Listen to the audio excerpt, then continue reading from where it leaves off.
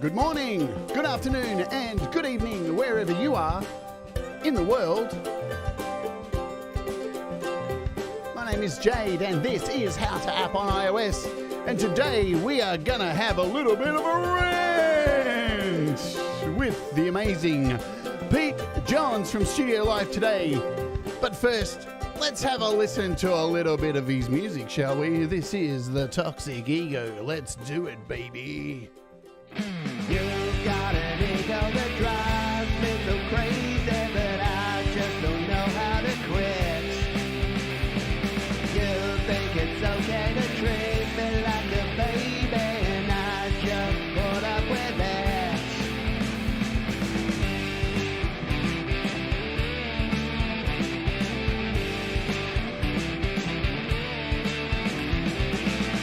It's the final time, I've just had enough of your arrogance and all the other stuff.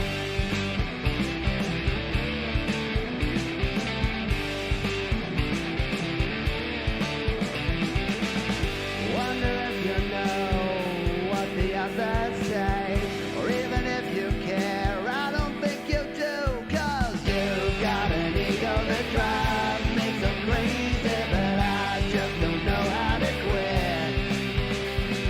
You think it's okay to treat me like a baby, and I just put up with it. You treat the others like they don't even matter, and you're just the star of the show. One day I'm hoping you're gonna learn your lesson, 'cause you got a toxic ego.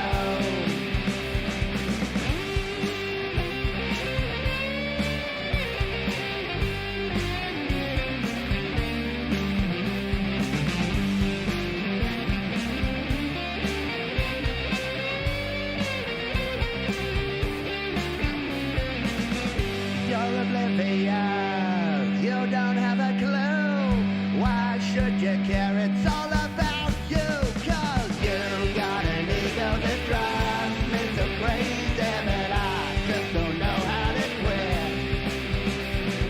You think it's okay to treat me like a baby, and I just put up with it. You treat the others like they don't even matter, and you're just the star of the show.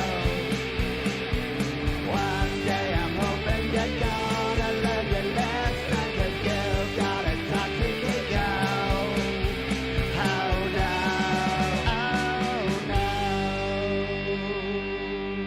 Hello, welcome to the show. What's happening, everybody? Party people, it's Friday morning here in Australia.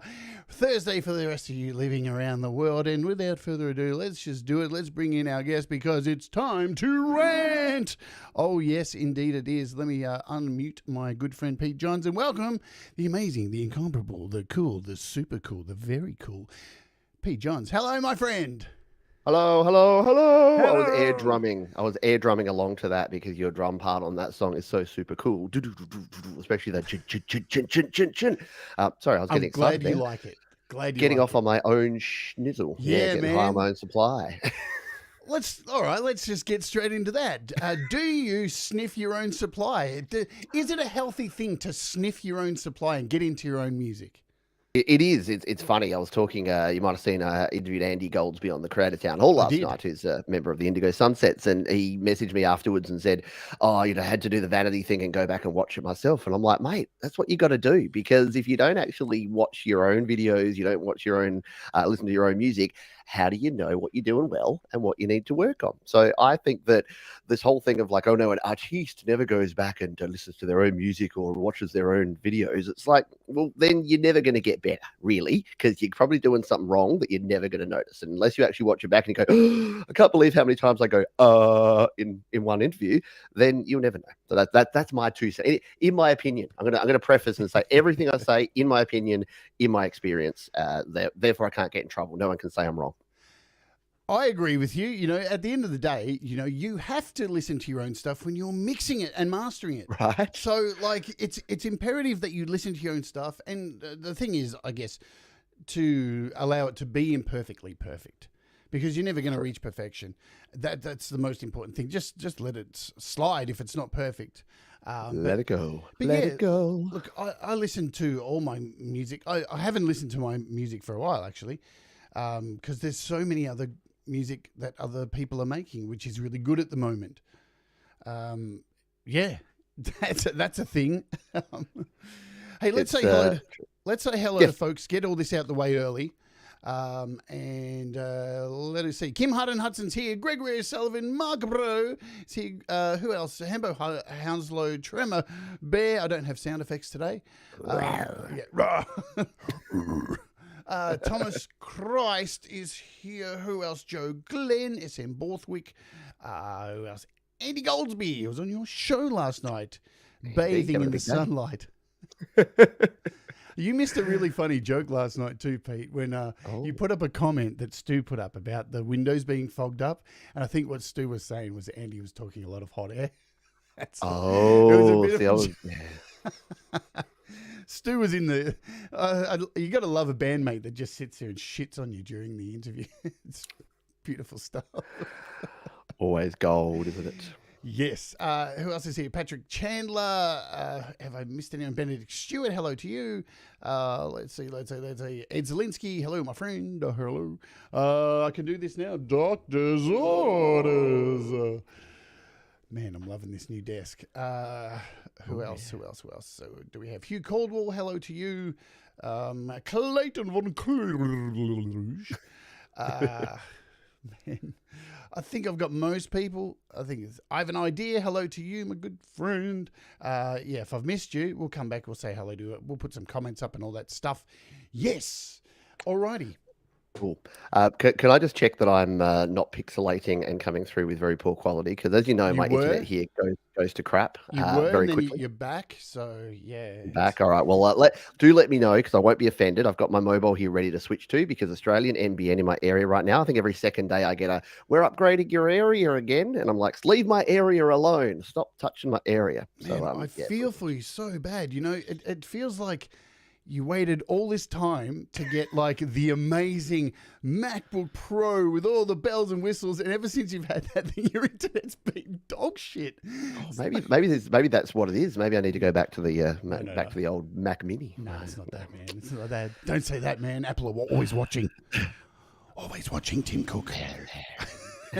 Well, speaking of Apple, let's talk the Apple event. Because we both did shows immediately after, and I try and these days now take the piss a bit because you can, and I know you were going to follow me and you were going to have the more serious look at it, and you know I'm more known for being a bit of a dick, so I thought I'd take the piss. But what did you think of it in a nutshell? In a nutshell, it was what we expected, and it wasn't all at the same time. Sorry, I'm looking at my pixelation again. Yeah. Hopefully, I'm not too robotic. Do you want me to? Fine. The sound's fine. Sounds fine. I'm just okay. You just have to put. It's just a filter I've put over there, so hopefully it's prioritizing the sound. I call it the shit filter. Look, before all these things, and I think you've had the same view on this in more recent times, is that it is what it is, and you know you're going to get some products, and you know that Apple are going to come out and they're going to say you're going to use a bunch of superlatives and tell you why it's all the best thing ever. The last couple of times it kind of has been the best thing ever in terms of the quality of what they're actually delivering has been really good in terms of having the Mac M1 with the silicon, in terms of putting the M1 chip in the iPad Pro and now the iPad Air, and now this Mac Studio that's going to change all of our worlds. So the actual content is good. It's still an hour plus of wankery at the end of the day, but that's I guess why I do the show. I know that you do. That's why you do the show you do, so people can just have a laugh and go, "Can you believe that they really did that?" And I do it just so that people get the information without all of the buttery smooth words and all the other stuff that they get. But yeah, in terms of the actual stuff that's happening there, again, if a year ago, like I've been watching these Apple announcements every quarter for 2 years, and when I first started doing them, I'm like, is there any iPad news? No. Okay, don't give a crap. And now they're releasing Macs, and if you said to me that you would now own 2 Macs and haven't used a PC in over 6 months at all, I would have called you a lying, filthy liar. But it's just the way it's gone, that they just keep releasing good quality products like the Fat Boy there. Sorry, the chunky boy. Fat Boy, not slim. got to be inclusionist. But yeah, I actually kind of like it. And the big thing out of all of this is that if you know a bit of the Apple history and you can go back to like the Johnny Ive time where everything had to be thinner and lighter and slicker and smoother and shinier. And since Johnny Ive left, who created all of those products, and he created the MacBook Pro with the touch bar that was a complete crap. It had the butterfly keyboard. Like they basically, as soon as Apple went, hang on, especially in the pro level, especially in the creator level, we want people to be able to have stuff that, I don't know, works instead of looks shiny. I think it's been a revolutionary thing, and they've turned the corner in terms of what they're producing. So I'm happy, and it's why I use Apple now, because they made it affordable, but also enough power to do everything I need to do. So I know I sound like an Apple fanboy, but I guess I am now, because I wasn't for the 20 years where they were saying, here's a $10,000 stand to put your Mac on. But now that you can, again, have that piece of kit from $2,000 US, there's nothing in the PC world that rivals that at that price now. And you couldn't say that about Apple before. Their stuff was always good, but it was always crazy expensive. And now they've got the balance right. I think they've got something for everyone, which I know is something you've talked about, that, yeah, they want to get into every market with the iPhone SE, with the iPad intro level, but then they're also at the other end with all the pro stuff. If you want to kit out a $15,000 Mac, you still can. Yeah. And Kev was just taking the piss there in the crowd. Hello to Kev as well. Just what they've called it there, the Empower Station. Sounds like a feminist movement. What the hell is going on there? Look, I think what's very telling about this product that they've released is that when they release these things, look at them and then you can see what's coming next very clearly, because next is coming, obviously, the Mac Pro. The cheese grater is going to get an update with the M super glued together chip Ultra. They just should have called it the M1 glue back, because that's what it is. It's just a chip glued to each other. And it looks like it too, you know. Hello, Brad Example as well. And I think, you know, the other thing we're probably going to get, I don't think we're going to get that chip inside a new Mac Pro. I can't see that coming, because clearly this Mac Studio needs a lot of fans to deal with that chip. And I don't think the iPad can deal with that chip. It's probably going to overheat. I mean, we already know what an iPad can get hot in your hands, you know, although I haven't felt that for ages, because mine's on the stand, you know, so I forgot about that. I've lost that hot feeling. Thank God. Because, you know, funnily enough, Pete, I'm really glad about that. I don't know if you can see it. I think it's this finger here. It's actually indented. See there? See that? That's from holding an iPad too long that's been hot. It's left a lower indent. I have It's iPad like branded you like you're a common cattle. Yeah. And you can actually feel it when you run your finger along. It's like the sinew has burnt away. It's disturbing. And I'll bet there's other people in the world who have iPad finger. It's a thing. It's I swear my thumbs have gone a different shape, because I think now, because I text so much and I text with the two thumbs, I think they've bent outwards a little bit. And I think over time, evolution is going to make people's thumbs sort of start going out that way, so that they're going to be easier for typing on a small touch screen. There's a faster way to that, Pete. It's called inbreeding. All right, is the Uncensored show, folks? Hello to our friends in the south of America. I hope you're doing well. Oh my God. You had to take it that one step further. And the north of Australia. Okay, come on, let's be fair. We're going Hi, to be equally Queensland. intolerant. No, I'm an apology. Like, seriously, whenever I go on one of these shows, for some reason, there's something about Florida, and then people just start piling on Florida, and I'm like, poor Floridians. It's such a cliche that all the weird stuff happens in Florida, and I guess in Australia that all the bogans live in Queensland. But let me tell you, I live in the eastern suburbs of Adelaide, and there's plenty of bogans to go around here. So it's everyone, everywhere. It's not one place and one thing. Sadly, they've infiltrated the world. There's plenty here too. They do burnouts up the road at 4 a.m. It's unbelievable. And funnily enough, this thing in my finger, it doesn't even hurt. It seriously doesn't hurt. Yeah. It's just become a thing, and it goes all the way around. I think it's when I had a drug problem and I would hold on to the iPad for like 8 hours on end. That's probably what did it. You know, these things happen. Are you getting any of these new Apple products? Am I buying any of the toys? Yes. No, not right now. Because and again, I think I know you know what's going on with me at the moment. But for those that don't, I bought the Mac Mini when it was first, well, not when it was first out, but it's 2 months in, and I used that for a long time. And now I'm actually lucky enough that Apple have loaned me a MacBook Pro. So I'm using the MacBook Pro that already has the M1 Max chip in it. And if I was to buy the Mac Chunky Boy, I would buy the Max version, because I'd buy the pretty much the base model of that, because that's going to pretty much have the same guts as what my MacBook Pro that I'm currently loaning has. So the short answer is not now, but probably in the future when Apple come back and say, Pete, we've let you have that. You've had your fun. Now that you're addicted, now that you've drunk the Kool-Aid, you have to buy your own. Then a Mac Studio, but the entry level. And I think that's really key. And I know, we talk about this stuff. It's very first world problems to say, oh, which Apple product, which new shiny new thing should you buy? I realize it's not for everyone. And the thing is, the Mac Studio is for a very small amount of people. And the one with like the Ultra chip, the glue back one, that is for virtually no one. I don't know anyone in the creative field. I love it. That you'd never have to worry about anything throttling anything again. But for all of us, like if you're doing one stream of 4K video, if you're doing like your standard 60 to 100 tracks of 24-bit audio, the M1 handles that. The M1 Pro crushes that. The M1 Max destroys that. To have this Ultra chip would be fun, but it would be absolute overkill in my personal opinion.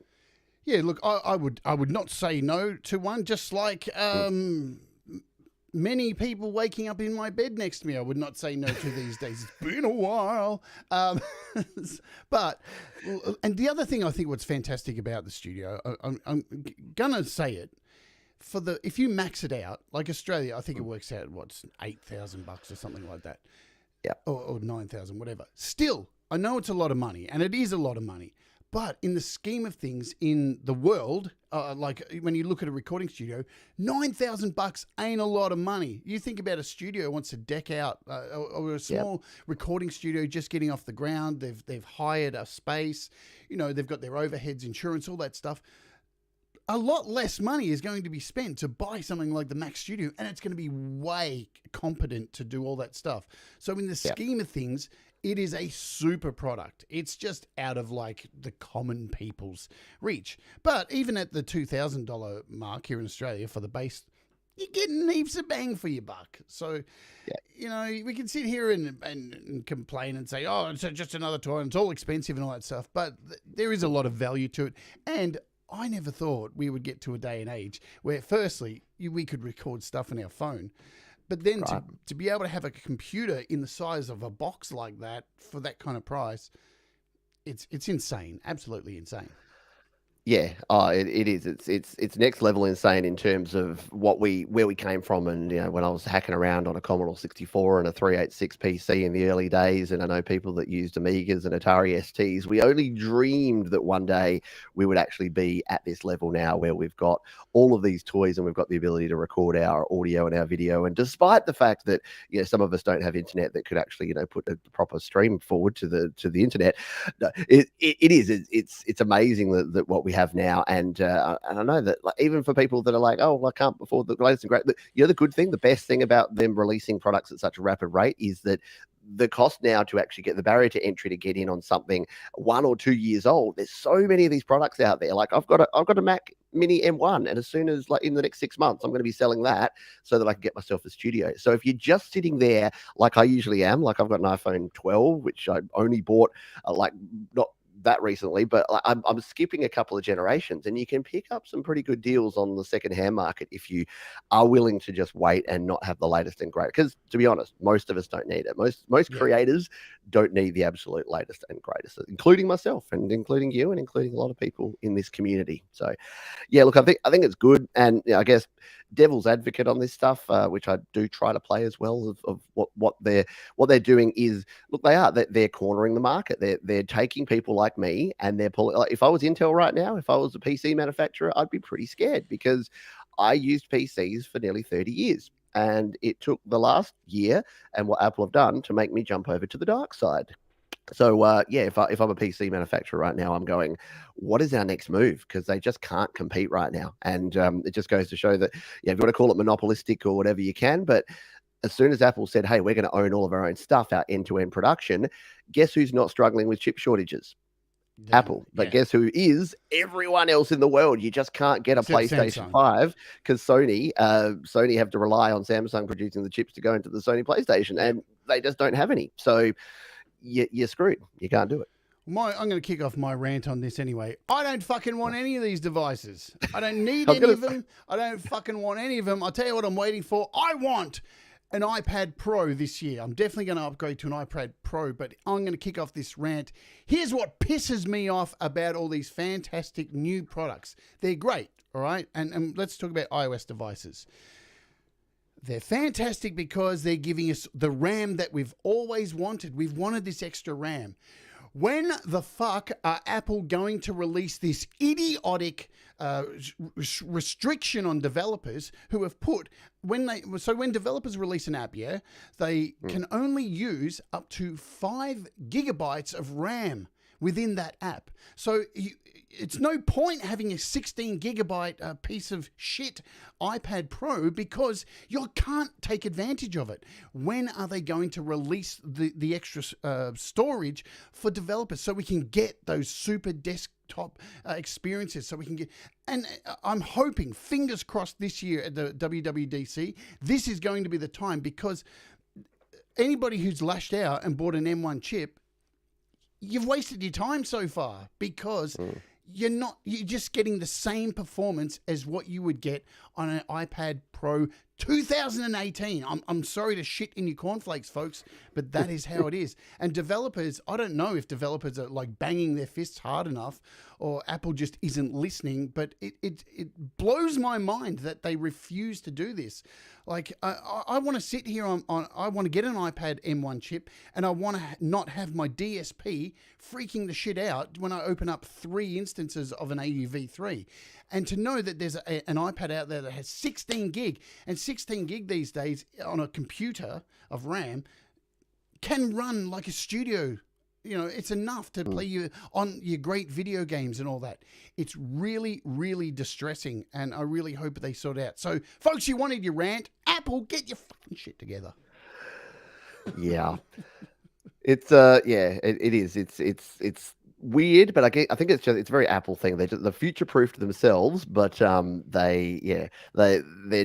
they're not opening that up yet. And Apple are probably my other criticism is they're the most secretive company in the world. There's no way to know what they're doing and how they're doing it, what they're choosing to do until they do it. The couple of occasions, because I've spoken to Apple like maybe twice, and on those couple of occasions, they're super cagey. Like they answer questions with questions. It's like politician answers. So it is weird, and it's interesting to know that they've got all this power under the hood. And it's why I'm not upgrading my iPad Pro. Same as you. You got the 2018. I got the 2020. Yep. There's no point in going above these things right now. And it's the same with the phones. Like, I don't care about the camera. I'm actually thinking of downgrading my iPhone 12. I'm not going to get an iPhone 14 when they come out. Probably going to get the SE2, because I don't need these 3 cameras. I don't know what the other 2 actually do. I don't think I've ever actually used them. They're there and they look like stupid, being in like triangle shape. But what are they for? I don't know. I don't shoot that much video on my phone. So send Tim Cook an email. His email address is tim.cook@apple.com, and say, what do those extra cameras do? Send me some proof right now. I'm like, is it when I'm taking pictures of a bee and I'm like, look, I can see the bee's dick, like, because it's got the macro mode on. I'm like, oh, do you have evidence, or it never happened, Pete? Come on. I'm going to go out today. I'm going to go for my walk, and I'm going to be shooting footage of bees. And I'm being like, can I see the dick? It is uncensored, right? Yeah, absolutely. Yeah, look, the only thing I'm sitting around waiting for is WDC. I'm just going to be hanging off every word, waiting to hear developers. We've decided to unrestrict the amount of RAM you can use in your apps. That's all I care about at this stage, because I'm only hanging off getting an iPad until that happens. Because as it stands, what I have is good enough, and it's no point. Like 5 gig is not a lot, but they need to move with the times. Speaking of, we mentioned gear in there. I'm going to talk about gear because, we're always getting new kind of gear. We're getting things sent to us. We buy things. I just got some new gear and I'm super excited about it. So for the longest time, I have been using this sucker for my studio. And you guys maybe would have seen this on my show. This is my Yamaha 10XU. It is an amazing piece of kit. I can't recommend this thing enough. It's super cheap. It's really reliable. It's got these really good preamps in there. It's got a compressor and everything. This thing served me really well in my studio. But on my, I think it was the first month into doing this show, there were some people who were here who were in that show. At the end of the show, I used to keep my tea on my desk in a cup. And what do you know? At the end of the show, I knocked the tea and it went into my computer. Oops, where are we? This into my my new laptop over here, which cost like $2,500, and it went into my wonderful 10XU. And I'd only owned both of them for a month, but luckily they came back. But this poor thing over the last month the pots have started to make noise. So, whoops, I had to upgrade. I didn't want to, but this is depreciation, we call it. So, yesterday I scored one of these bad boys. I upgraded. It's the same model. It's the MG10XU with an F on the end because it's got faders. And boy, Pete, it is awesome. I'm so excited. Love a good fader. Oh, wow. It's so good. Just like fading. Oh, look at that. It's a little fader. I feel like I'm actually a professional these days instead of fiddling with knobs each day. But I have a rant about this. So let's go into it. Okay. Now, it's not about the actual gear. It's about ordering things online. So I don't want to say the name of the company because they came through eventually. But so most of us will know when you order things online, they have an inventory online. So it'll say if they have stores, they'll have available in these stores, and then they'll say available online. And when you see that, you can't take that as 100% because it's the internet and things change. So now these things are rare as hen's teeth at the moment all around the world. They're really hard to get. They're, very, very hard to get. And I found one at this particular store. Unfortunately, I couldn't buy it on Afterpay. So I had to spend the money straight up, which hurt. But I needed it. As you have to have these things. When I saw it online, it said there was one in an Adelaide store and one online, which I guess was the same one. So I sent them an email and I said, "Are you sure?" And they sent me an email and said, "Yes, we're sure." So then the next day I rang them and went, "Are you sure?" And they said, "Yes, we're sure." And then I ordered it. And then they messaged me and said, "We went to send it to you and it wasn't there." And I went, "This is my problem, fucking how?" So this went on for a week, man, back and forward with them just going, "But you don't understand. We don't have it." And I'm just like, but I do understand. The problem is I don't understand how your inventory works and I don't care. I shouldn't have to care because I'm the customer, right? And your inventory means fuck all to me, right? Just send me the thing. It's worth $400. You're still holding my cash, right? Yeah. And I probably could get it from somewhere else. Anyway, they got back to me and said, "Here's the problem. When they had a huge amount of stock delivered, it was left behind on the truck that delivered the stock to them. So they had to contact the original courier who delivers their stock, and they found one package. And they said, "Can you get the measurements so we know it's it?" And the courier said, "Oh, it's in a pile of stuff that we can't get to." So they messaged me and said, "Well, we'll order it. We're waiting for the courier company to get it to us, but it will take another 2 days. And until then, we don't know if it's your mixer."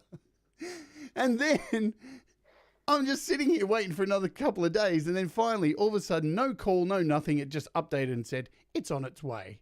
And then they rang me and said, "It's coming now." And then they had the cheek to send me a customer survey. And I was like, "Oh, you fucking idiots."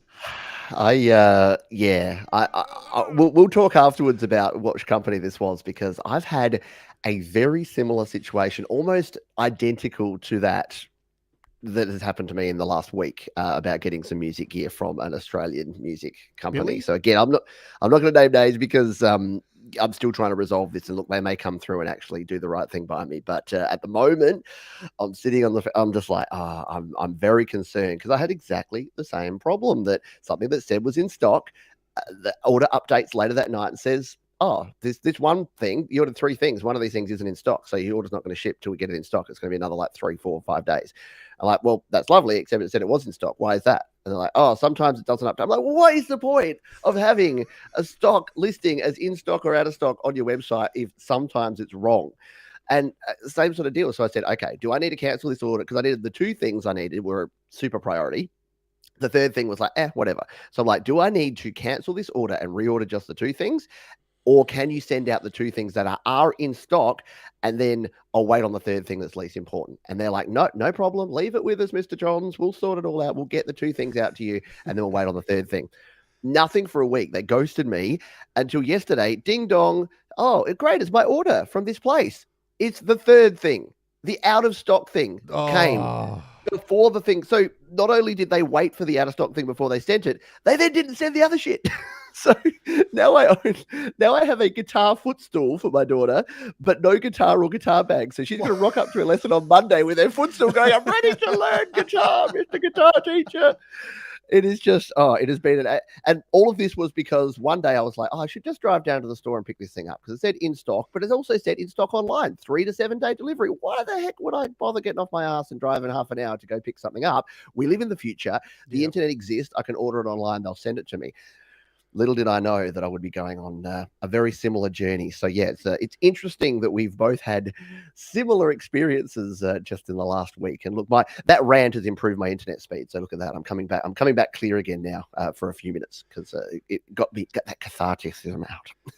I feel so good to get out, because I've been on Clubhouse bitching about this for the last 2 weeks. But when I got it yesterday, I didn't care. All the bad feelings washed away when I plugged it in and was like, oh, it's so nice. It's so good to have faders. That's all I care about. So, hey, it got there in the end. My worst fear was, because they're so hard to come by, that all of a sudden all the other stores would just get them in stock while this one was still being held up with all this drama.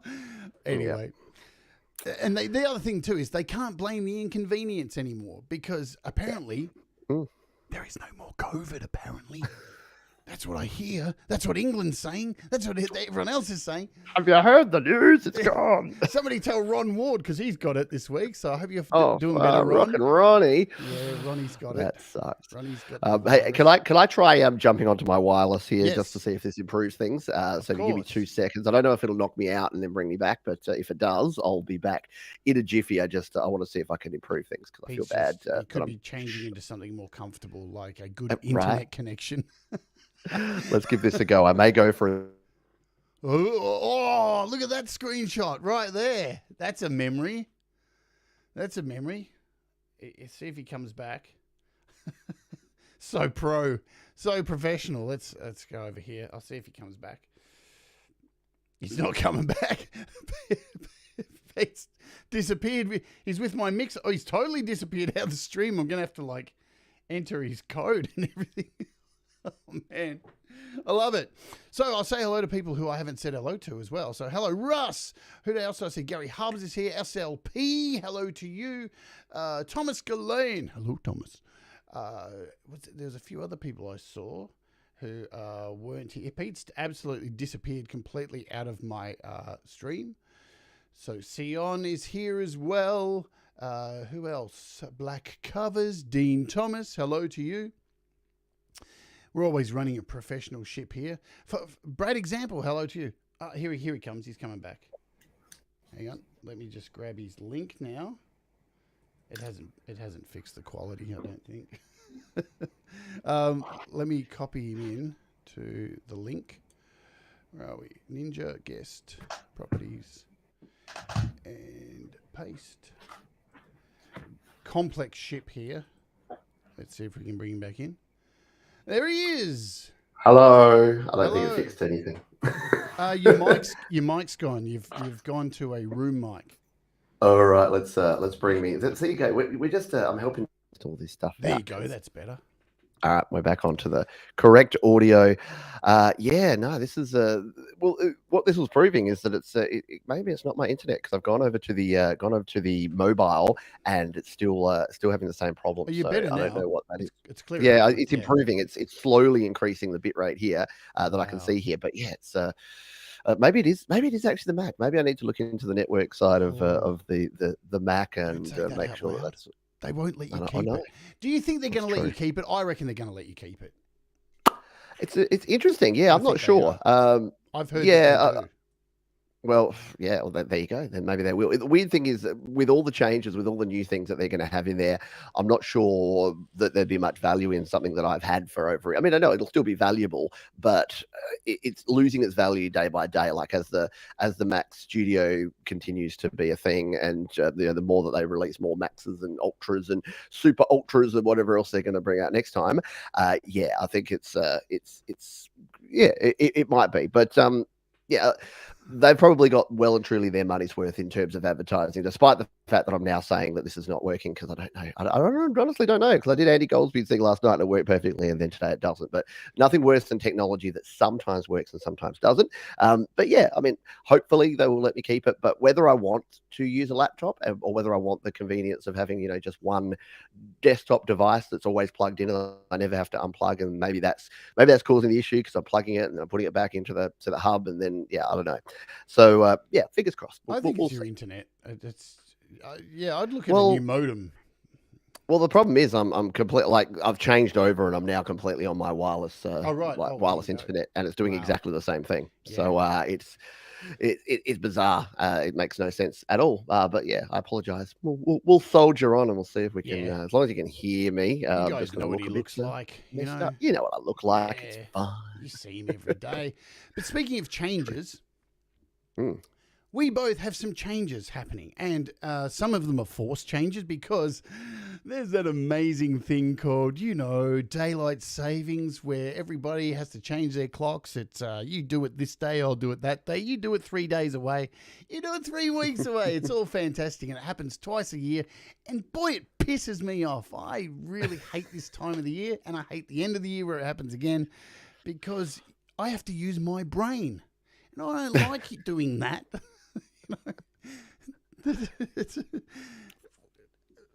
Changes. How are you dealing with the changes on your channel with all of the daylight savings coming up?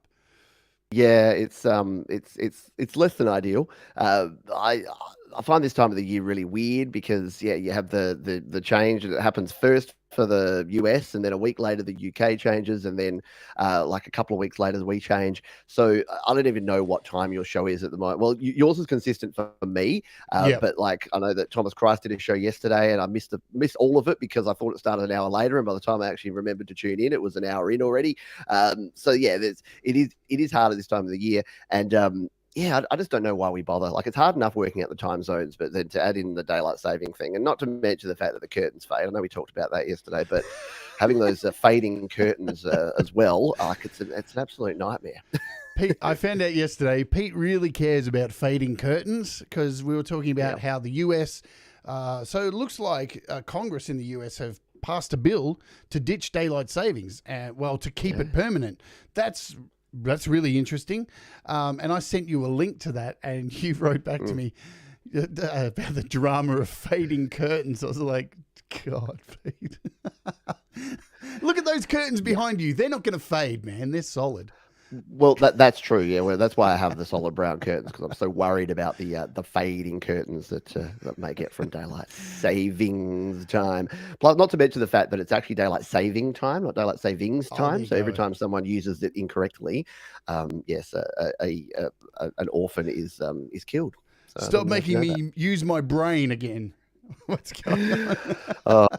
Yeah, and it is. I don't know. The other thing is because I think are you going to, or you're considering moving to an earlier time slot for your shows? I'm still in the middle of deciding. So I'm keeping it the same for now because we've got the UK changing going forward in a week or so. Yeah, I think it's a week's time.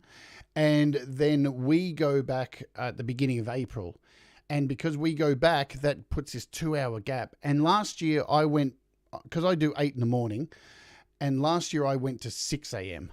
And I don't think I can do that again for another 6 months. That was really hard getting up at 5 a.m. each morning. That's like having a normal job. And I don't want to do that. So I think I'm only going to go back 1 hour. So the time that I'm on now for the US is probably going to stay the same. And the UK might end up being an hour later than normal, so 10 p.m. I don't think I can go back. But so time changes aside, I know you're changing up some of your shows. And now this isn't because of daylight savings. This is because of some life things. You want to tell us about that? Yeah, well, again, I thought that this was a good time to start doing these things, which was to adjust when I actually, because again, I've been doing this full time for over a year now, and I thought now is the time. Why am I getting up at 5:30 on a Saturday morning to do the show at 6:30 a.m. Saturday when I could be doing it any time? 24/7. And look, the main reason was that I wanted to try and please everyone, Jade. And I know we'll talk a little bit about this later as well, but I wanted to please everyone. So I wanted to find a time that was, was okay for folks in Canada and the US, but also could mean that folks in the UK and Europe could actually tune in as well. And I thought, well, we'll do this on sort of Saturday morning for me, which is Sunday afternoon or Sunday evening. And look, it worked. Originally it was Friday, and it worked. And it was good for me because, when I worked a full-time permanent job, I could actually do that. And I could work around my day job. And then I realized you don't have a day job, Johns. This is your day job. And why you were sacrificing family time and lifetime to do this. So, and again, it was because I was trying to please everyone. And I was basically sacrificing myself for the community, which is, it's a noble thing to do. But I thought, well, you know what? I'm actually going to change this up. I'm going to move back to what I was doing before, which is a slightly later time. And then, folks can catch up on the replay. I know folks can't watch this show live if it's the wrong time for them. You catch up on the replay. I know live is better. So Your Music Live, the show that I used to do on a Friday, which is a Saturday morning, that's now shifting to Monday, which is going to be Sunday afternoon and Sunday evening for most folks in the US, which I think will be a better time slot for a lot of people. So hopefully that will help out. And it just means that our poor European friends that it's like 2 a.m. for, but they're kind of used to that, unfortunately. That'll be more of the replay that they'll have to watch. So it made that move. And then I've just shifted GarageBand weekly 1 day later to accommodate for that, and it just means I have weekends again. So I got my kids are already showing signs that they're not going to care about me too much in about a year or two's time because they're becoming teenagers, and then I'm like, why am I wasting this last couple of years when they actually want to hang out with their cool old dad? That was the thought process behind that. But that's what we're changing. You got some changes in the wings, Jade, apart from your potential time change? I do. So I've been mulling over this for a long time. I just do live streams, and for the longest time, me and you have talked about this it's a year ago that I was at your house in your studio. Time flies. And we talked about this back then, about me reaching a wider audience with shorter content material as well as my live stream. And for the longest time, it's an extra piece of work you have to take on, and this is already a very, very demanding job as the more you do it, and the more people who watch and all that. But I've finally decided to bite the bullet with the next season of shows, and I'm now kicking off with short form stuff as well as the daily live stream. So I hinted at it last week, and here it is here, so I can show you a little bit. Ooh. Let's show you a little bit of the beginning, a few seconds of it. You ready? Let's see what's happening. Is this going to work? Today we are looking at Borsta by Clevgrand. My name's Jade. This is How to App on iOS. This is the Daily Digest. Let's dig in. So this is Borsta on the App Store by Clevgrand. It's currently $14.99 USD, 25% off. That price will change. But what is it? It's a percussion. There you go. There's a little bit of it, folks. It is coming. The Daily Digest is a thing. It won't be daily, but it will be on a day. That's why it's a Daily Digest. And it will only be for apps. So if you want to see the long form full breakdown of the apps, definitely, the live streams are always going to be the place to go. Great place to go for like the whole community. But these little shows will be between 8 to 15 minutes of a as concise, quick, in your face breakdown as much as I can, because I've looked at my statistics. I don't like doing the whole statistics thing. I've been anti that. And I've realized I have to step into that reality of being a YouTuber and start to do that kind of thing, create the short form content. And I do see that there is a percentage of people who watch, from 16 minutes to 25 minutes. So I need to cater to those people to get them on board. Yeah. And it's because I think, and this leads us into why me and you bang on so much about subscribers, how only subscribe to the channels that you're going to watch, because it's not the subscribers that matter. It's how many people are watching. You got to keep people watching. And if nobody's watching and your numbers are growing as subscribers, but the amount of time people are spending watching your content is not growing with it, then you have to do this kind of thing. So I'm excited about it. It's probably going to be, as I said, 3 of them a week, maybe 4. It's cool. Let's do it. Let's change it up. Yeah, and again, I've banged on about this with you for a while, because I think it's true, and I've found a lot of success recently in doing these. I think when I first started out, I was like, I look back at my initial tutorials, and they were like 30 minutes long to explain 1 or 2 concepts. And over time, I've realized that actually what most people are looking for when it comes to this sort of thing is just the answer. It's like, stop talking, stop telling us about your life, and stop telling us about your foot pain and whatever else is going on, and give us the stuff. Not everyone, but some people. Whereas other people are really more interested in the community aspect. And I know many people that watch your show and that watch it live. So I really like this idea, because you're giving people both. You're giving them a choice of that. And I've always said that, because there's been some people, and I've said this to you. I've said, Jade, some people came and asked me about drum apps on iOS, and I say, oh, go check out Jade Starr. She checks out all these drum apps, and she did a whole week of drums. And they're like, oh, I watched, but I didn't really get it, because she didn't get into it for like the first 15 minutes. And I'm like, yeah, just scroll through a little bit, and she actually gets into the app, because she'll talk about people and chat to the audience and all that sort of thing. So yeah, I think this will just give another option. Whereas if someone's asking a question in a forum and they're like, hey, how do I use Drumagog? I can say, oh, well, yeah, Jade covered it in this 1 hour show if you want the deep dive, or here's 15 minutes that explains everything you need to know to get up and running. I think that'll be super cool. Yeah, and Thomas has put here, it's going to be a lot of work. I don't envy you there, but I've been workshopping this for a couple of months, and the original idea was to take the live streams that I did each day, download the VOD, chop it all up, and try and create something out of that like you do. But unfortunately, because my shows, I call it appfotainment, copyright me. It's just like the master list. Anyway, but yeah, I found it was really hard to chop it down, because there's so much content in that show, and there's so many times I'm talking about something and then I go to the chat. So it was really hard to edit that down. But thanks to you and watching your Patreon streams, that's when I decided, hey, let's try the other version, where I just open up OBS, start recording, and just record 30 minutes of me going through the app, doing takes, clicking my fingers, doing that kind of stuff. And believe it or not, it only took me 1 hour and 20 minutes to shoot, chop up, cut, and finish. The longest time that I spent doing the first episode of it was actually rendering, sending from my iPad to my computer, and uploading to YouTube. That was where the most time was. That took all of the time. So it's not really going to be a lot of time. And I think I'm going to run it so I do the morning show here at 8 a.m. and then 12 hours later release the daily digest. So there's like a permanent clock kind of thing happening for people around the world, kind of thing. Yeah, but it's exciting. I hope it works. Yeah, again, I think it will.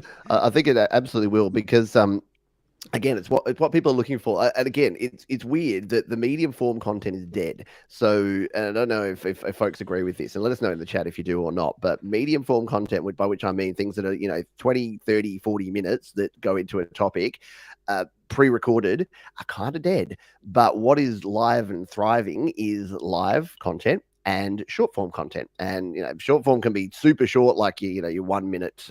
This is not Snapchat. What am I trying to think of? The one that the kids use. TikTok.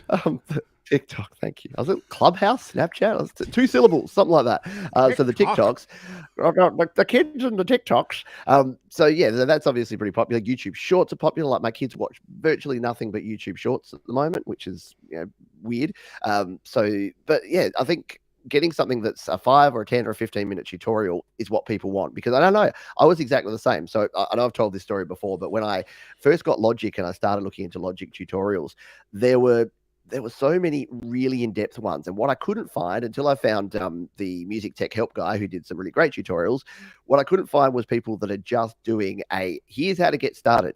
And when they released the Dolby Atmos in Logic and I was trying to work out how to use that, I watched a bunch of tutorials and they were super in-depth and super long and super slow. And I just wanted something quick. So I made like the 6 or 7 minute, here's how to set it. You go in here, you press this button, you push this, you do this, and there you go. And like most people were like, hey, cool, yeah, I'm going to try this out, except for like a couple of people that commented on it just saying, oh, you're giving bad information here, because don't you know that when you do this, you have to do this and this and this and this. And yeah, I looked at the channel of the person that made the comment, and yeah, their channel does indeed have very, very long form content. They go very deep diving into it. So, which is cool. And some people are into that and some people dig it, and more power to them. But I think there's such a gap there because people are so time poor now, and our attention spans, for what it's worth, better or worse, we want that dopamine hit of getting back to creating music, which is not necessarily a bad thing.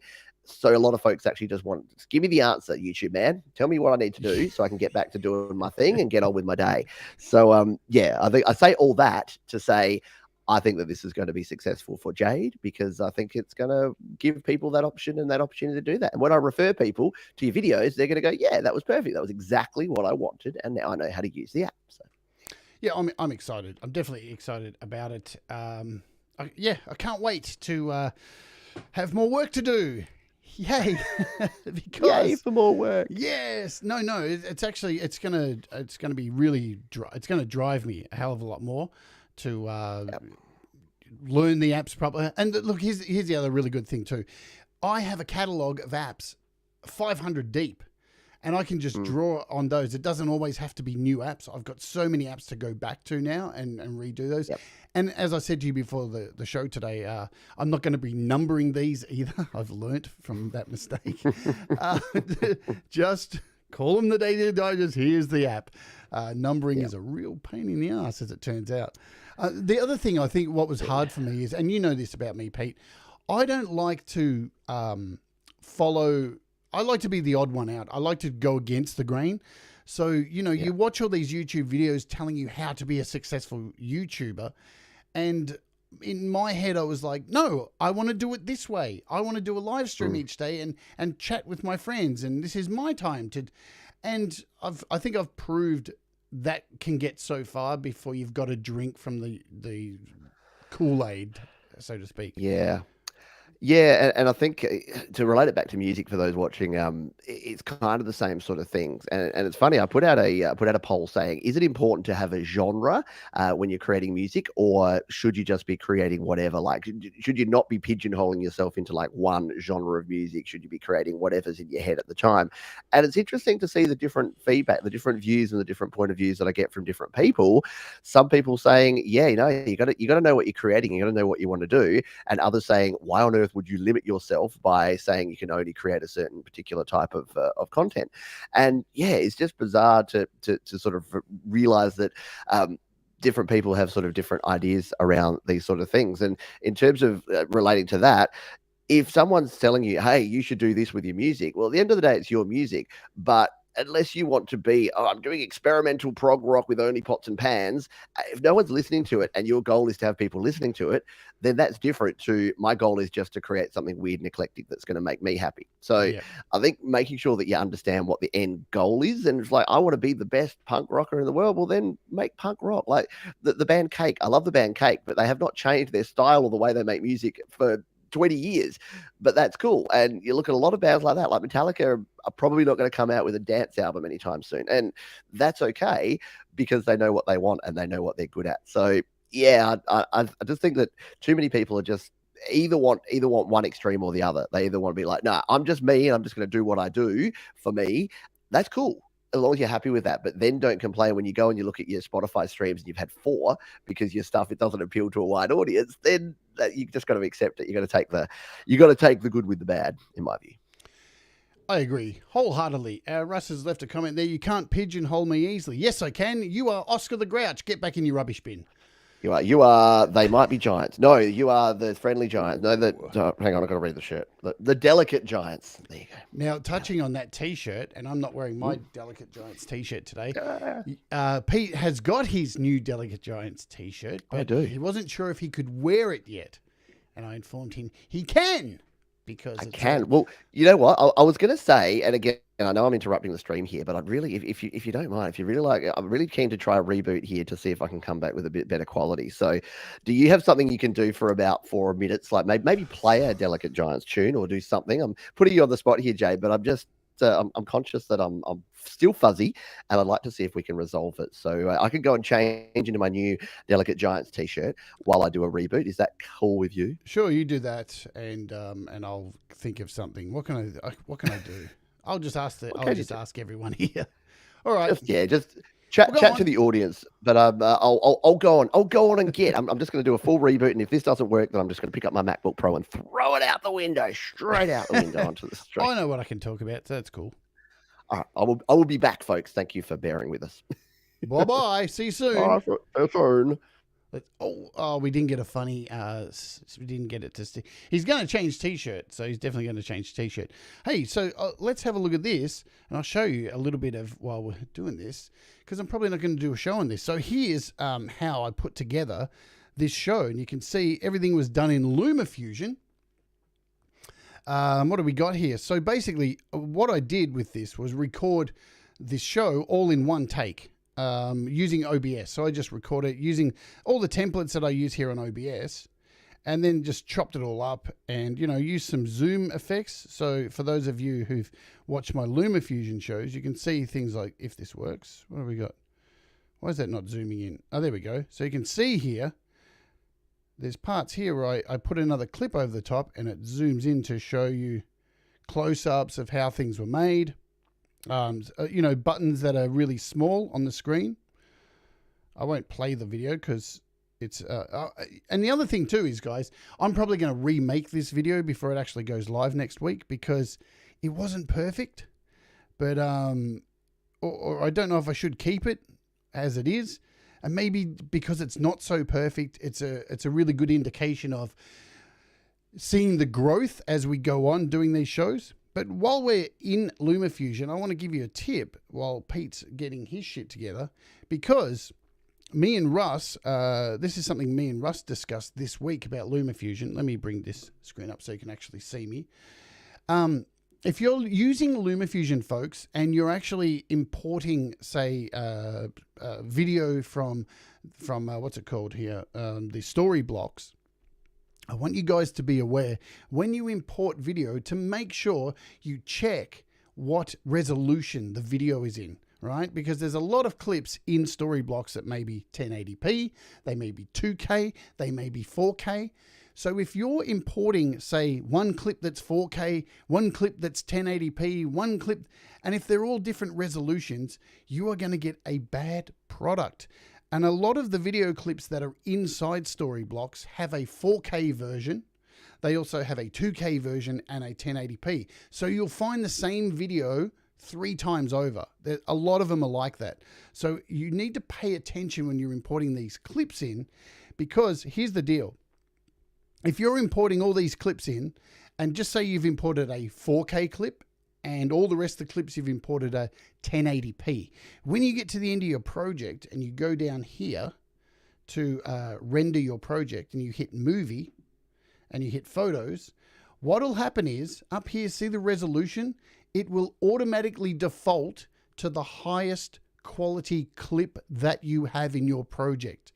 And the reason I'm talking about this was Russ, he's been putting together his video clip for his forthcoming album, and he was wondering why his iPad had very little memory on it.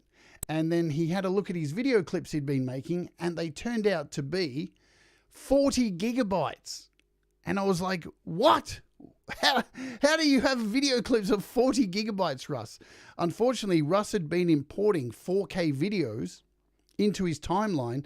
So when he got to this stage of mixing down, he wasn't checking the resolution, and the resolution was coming up with 4K. So he was saving every video in 4K, and he didn't need to. And he was deleting apps from his iPad to cater for this. So be aware when you're importing clips from Storyblocks or anything, from a digital camera or anything into LumaFusion, make sure the resolution matches all the way through. It's really important, because if they don't match too, you'll notice with some people's video clips, it'll cut from one scene to another, and one scene, it's like a panorama, and it's scrolling across really nicely. And then the next scene's really stuttery. It's because there's multiple resolutions of video in there. So one clip might be for 4K and one might be 1080p. And because they're trying to compensate, I can see Pete's back now.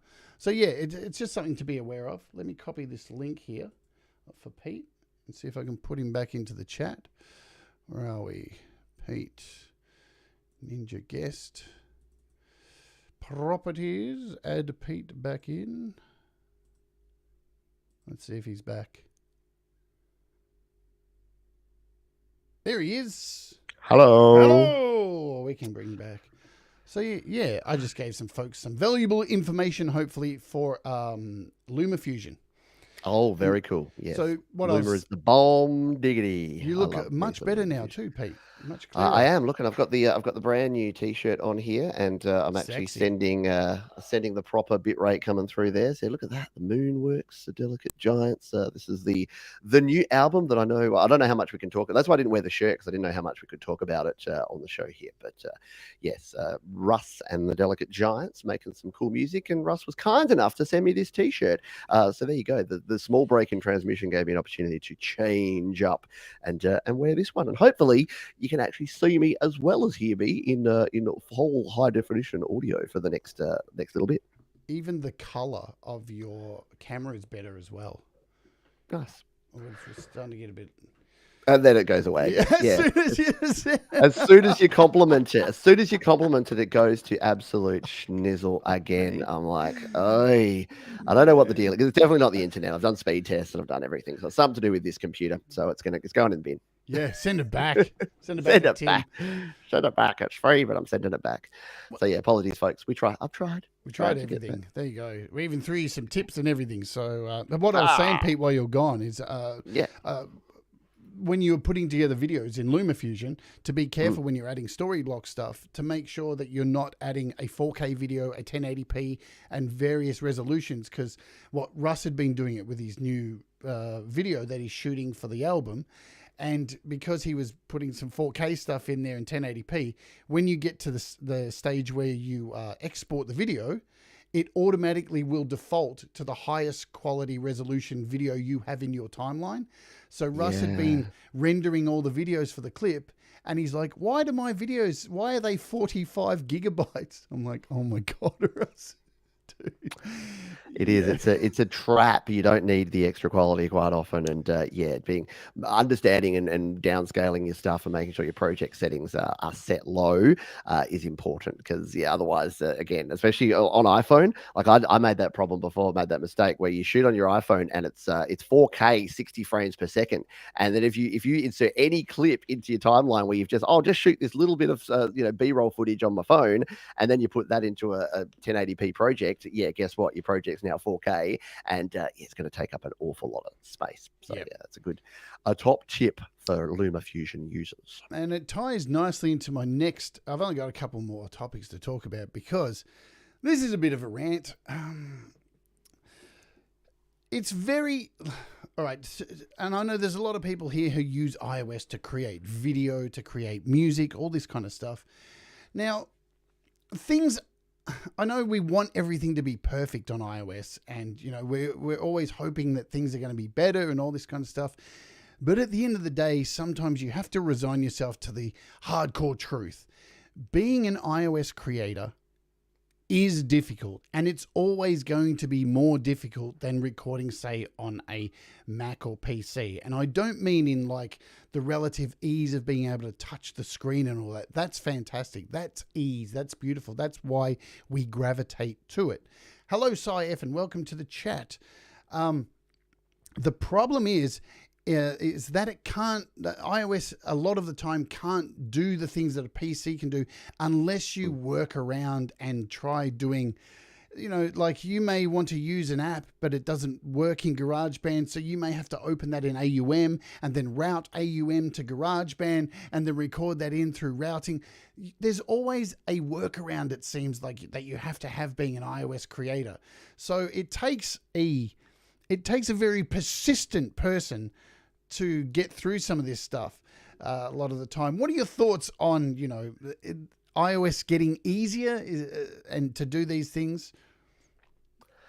Yeah, it's interesting because I both love and am super frustrated by iOS and its nuances, and I think like you say, the ease and use of a touchscreen, and to the point where when my children use my MacBook, which again, while it's still here before it goes in the bin later, when they use it, they're always just touching at the screen. They're trying to move things around with their fingers because everything else is touchscreen now. Your phone's a touchscreen, your tablet's a touchscreen. So I think that definitely makes the interaction with things a little bit easier. And I find that mouse and keyboard, like, it feels a bit old school these days. It feels like it's not quite the way that I want to create. But you're right that I'm not going to sit here and say you don't have to use some workarounds when you're doing things in iOS. Just simple things like file management, like moving files around from one place to another, is better. But it's not iOS. It still takes a lot of effort to actually move around and to manage your files and to be able to do things on a track, like just to be able to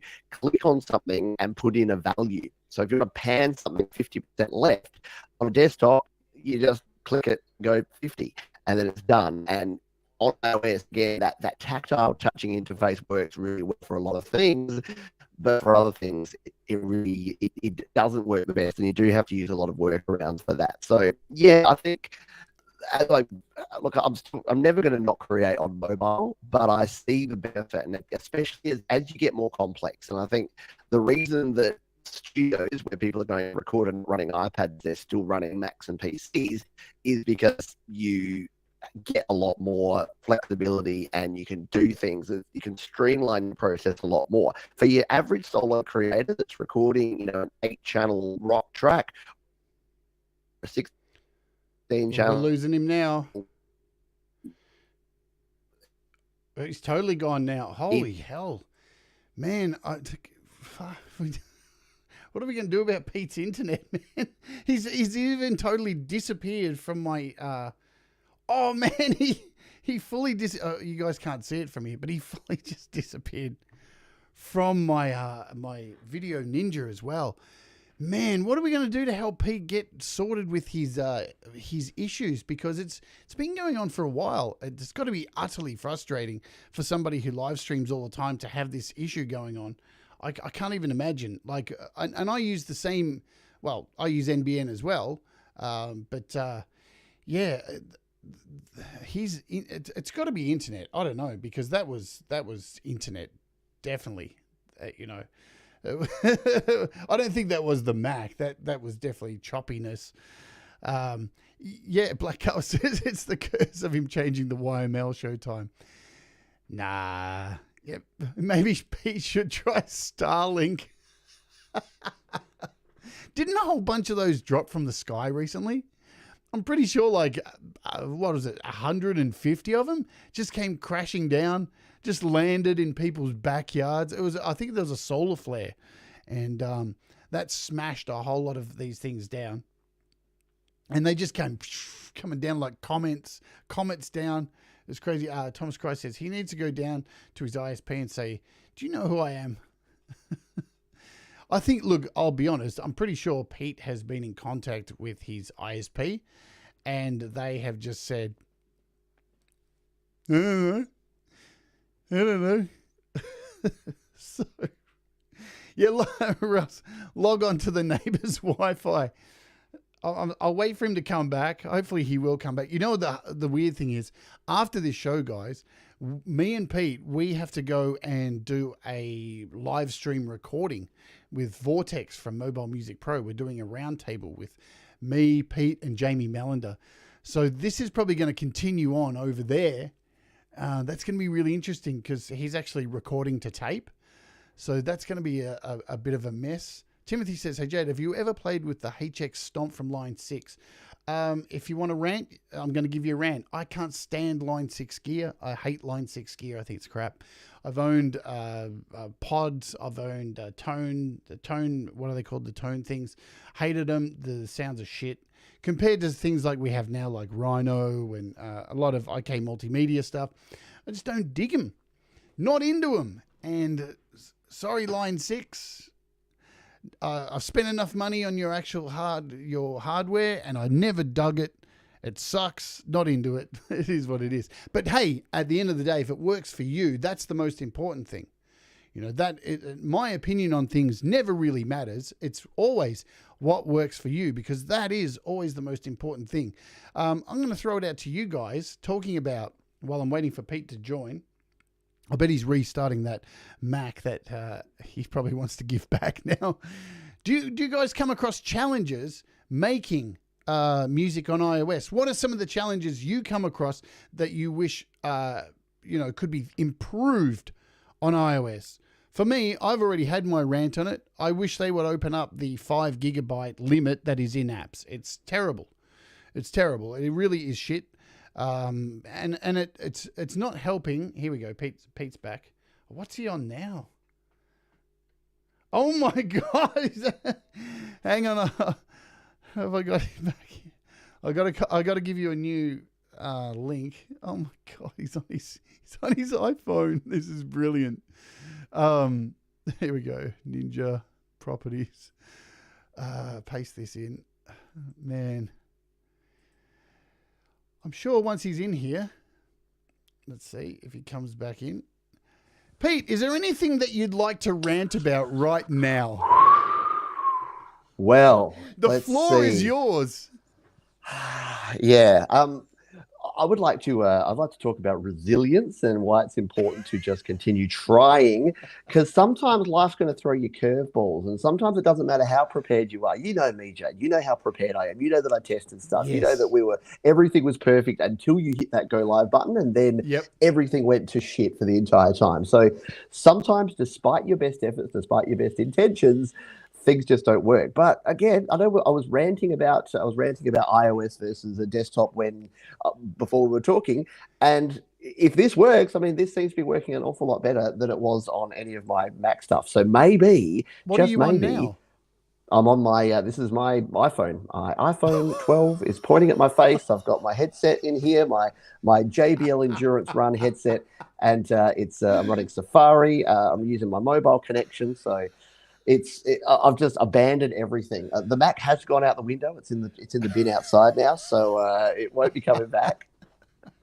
But no, it was weird because as soon as I'm like, oh, maybe it's not my router. I look at my router and like there's a flashing light there, so I'm like, okay, I'm turning everything off, turning everything back on again, and I'm just jumping on my phone here. And now look at this 2.5 megabit connection up. I'm probably looking and sounding better than I have for the entire interview. So go bloody figure. Sometimes simpler is better, and sometimes you just got to pare it all back. It's like the musical equivalent of this is like when you're working on a really complex project that's got 64 tracks, you got pads and you got effects and you got stuff. I don't know if you feel this, but sometimes I just go, I need to grab my acoustic guitar and I need to just record something or play something that is just vocals and guitar. Because sometimes you can overdo it with the complexity. And my setup here, when it works, it's wonderful. But I think my job for the rest of the day is pretty clear that I need to strip all this stuff down and I need to rebuild it from the ground up and simplify a few things. Because, clearly it wasn't working for me. And it can be the same with your music. Sometimes simpler is better, and overcomplicating things can send you down a frustrating path. And as I say about everything, if you are less happy afterwards than when you were before, then stop doing it or find another way. So there you go. Now I'm going to use my phone for everything. So welcome to YML, GarageBand Weekly. It's all going to be directly from my phone now because that's the way we're going to roll. But cheers, everybody. And thanks for continuing to hang out. Yeah, absolutely. I think what this shows is too, folks, keep you cool, man. Keep you cool, because, this was a thing I had to learn doing live streaming as well too. In the beginning, there was a whole bunch of things that went wrong, and I used to get super angry about it. If you go back and watch my interview I did with Metalhead Hippie, if you listen closely right at the start of the video, you'll hear me go, "What the fuck?" because there was a whole bunch of issues that went down before we went live. And as soon as I couldn't get it right, the show had already started, and it unfortunately caught me saying "what the fuck" at the beginning, and I can't remove that now. But now, when that kind of shit happens, I don't give a crap anymore. I just wing through it.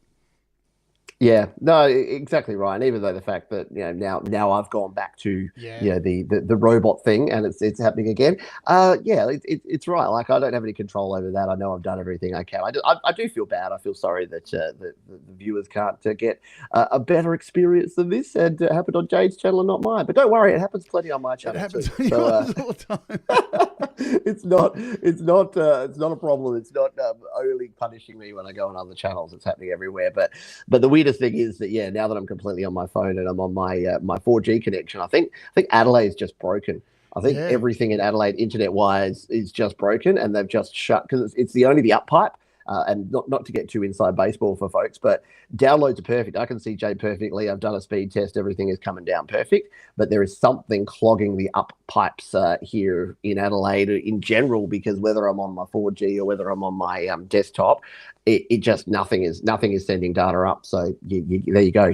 You get jittery 150 kilobit Pete apparently for the rest of the show. Yeah, and there's nothing I can do here. I mean, I can, I don't think using this ninja thing that I'm using is really amazing. It's super low latency. Like, every time I've used it, it's been perfect. So it's just me. I bring the fun. It's not me. It's you. It's not exactly. We're breaking up, Pete. It's over. I can't do it anymore.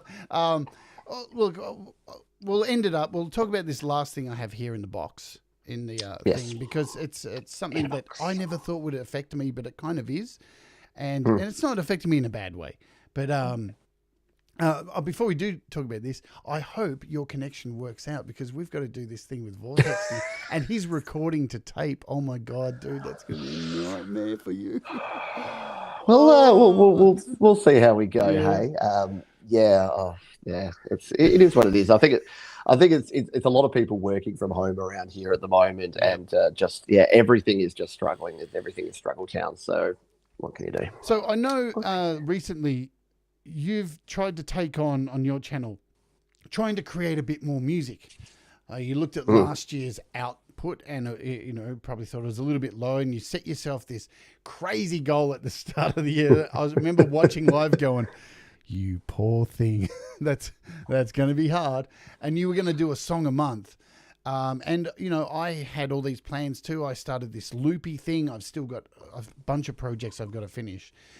But when you're unable to do it, you're unable to do it. And we've talked about this, me and you, many times. And sometimes most of the time, it's just best to walk away, accept your fate, like a cruel, harsh mistress in the night, and walk away and go and do something else. Don't put yourself through the pressure. What I've been feeling, though, lately is, because we're in this community and I try to support as many artists as I possibly can, that I'm starting to feel like this, I don't know why, I shouldn't be, this pressure to put stuff out, because so many other people are doing stuff and so many people are collaborating, and I feel like, oh my God, I'm not putting enough stuff out myself, but I just have been unable to do it. So sometimes I'm starting to see, like, sometimes I have to walk away from listening to everybody's music, because I'm starting to get a bit jealous. Not jealous, just, I don't know, like, man, why can't I do that? And it creeps back in. It's a mean thing. It creeps back in, and you try and beat it, but it's a hard thing to deal with. How are you dealing with this kind of stuff, with pushing out music?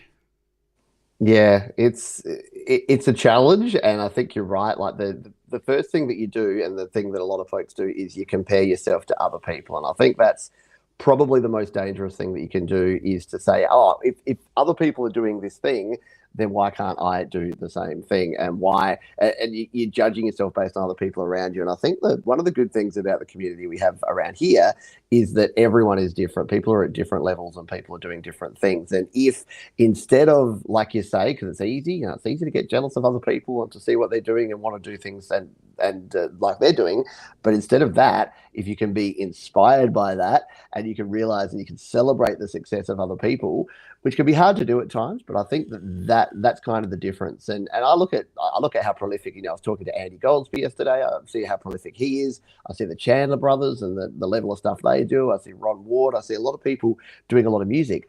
And when I set myself this challenge of doing a song a month for the year, it was probably overreaching.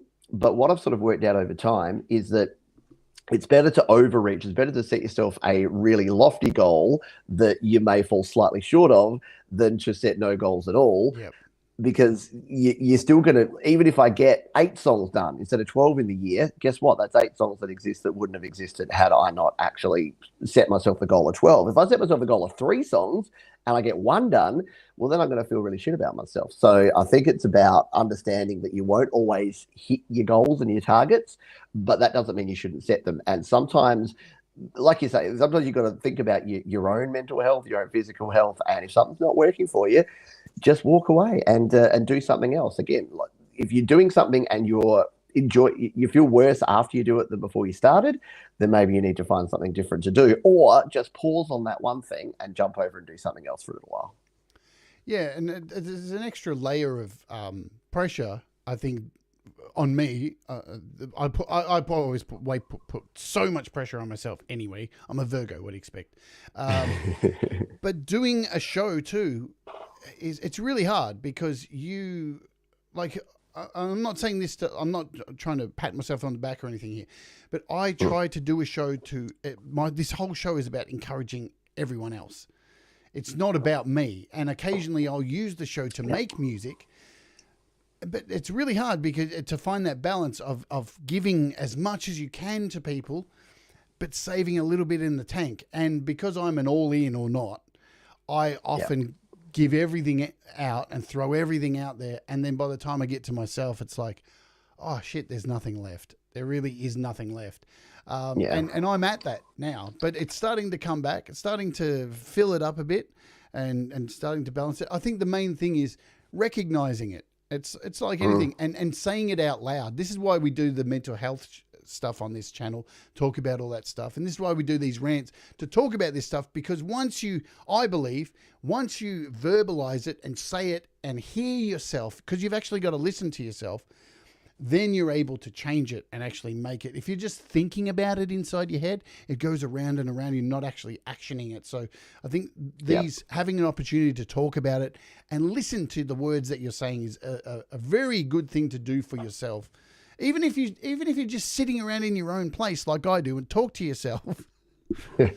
Ken Bruce has gone mad. Ken Bruce has gone mad. That can help, so. Yeah, no, I think you're right. And in terms of that all or nothing kind of mentality, I've definitely been caught in that before where, and I look at it more, I look at it like a sine wave, like for the musicians and for the synth guys, it's like a sine wave in that you do need highs and lows. You do need to, be a little bit struggling sometimes so that when you get back out of that you feel better. And, I was watching a video the other day about lottery winners and about people that get like instant wealth.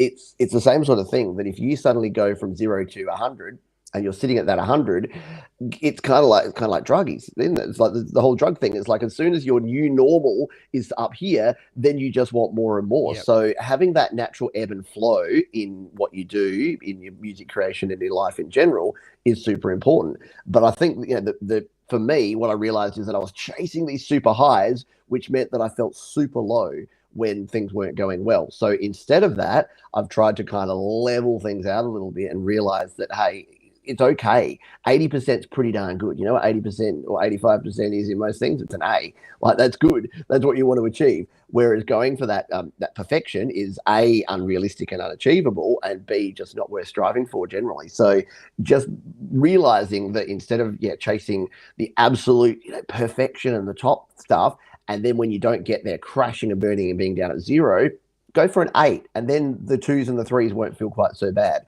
if you can balance things out. But it's easier said than done, and I think the good thing about this community and the good thing about what everyone here does is that we're all kind of on the same page in terms of helping each other out. And I think you said it before, that everything you do in this show and everything you do on the channel is about trying to help other people. And like I say, if I can do a full-time job out of it as well, and for you, if you can have success and feel good about it as well, that's great. But yeah, there's the tendency to try and chase the ultimate and then not ever be happy with what you achieve. Yeah, totally. Well, I think that's enough for today. You're poor. You've had a rough one today, and I'm sure there's going to be more to come. Oh, I hope not. Touch wood. It'll be fine. Everything in the background here, I've just tested it. Look, I'm getting 56 meg down and 37 meg up. So there's no reason for any of this sort of stuff to have been happening. So I just need to do a little troubleshooting and see what we can work out. But again, at the end of the day, hopefully, if nothing else, watching my Max Headroom around here and listening to my MP3 from 1999 quality voice, at least you realise that, you know what, if Pete's not going to get frustrated with this sort of stuff, maybe you won't either, because technology can be a shit, and sometimes it just doesn't work for you, and you just got to soldier on and do the best you can. Absolutely. Hey, thank you so much for coming on, folks. All the links to Pete's stuff is in the description down there, so just do the clicking and all the clickety clack and all that stuff, and you can click it onto Pete and get maybe a slightly more high look, as we're speaking, your camera got good just then, and now as I brought it up, it disappeared again. I swear to God. But yeah, folks, do all the clicking, all the clacking, subscribe to his channel, all that stuff. Listen to his music, because that's important too. Listen to Pete's music as well. He makes music. Did you know that? So do I. Did you know that? Yeah, and thank you all for being here. As always, you guys are fantastic. Thanks for supporting the channel and all that stuff. I hope you're excited about my changes coming up and the daily digest. I'll be looking forward to all your feedback on that stuff. That's going to kick, very cool. For me, I think that's kicking off on Tuesday, Australia time. So Monday for the rest of you. And new banners, new logos, all this kind of stuff. It is exciting. Alrighty.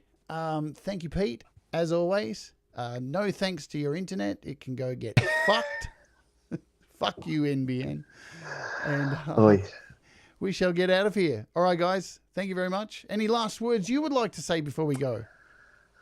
Again, I just want to thank Jade for having me on here. Like I say, it's not like it doesn't happen on my channel, so please don't take it personally that my quality has been so cruddy. But hopefully, between the stuff, there's been a few little gems in there that might have helped a few people out. And next time I'm on here, we'll just have to. It just means we have to do it again sooner rather than later, Jade, when we can get back and have a good old chat and rant for a couple of hours. But always enjoy it. Always love hanging out with the community here. And I hope everyone has a great day and a kick-ass weekend. Awesome, foursome, sawsome. All right, guys. Remember, do the things that make you happy. Mistakes make you better. And we all rise together. We'll see you on the next one. Adios, amigos. Goodbye now.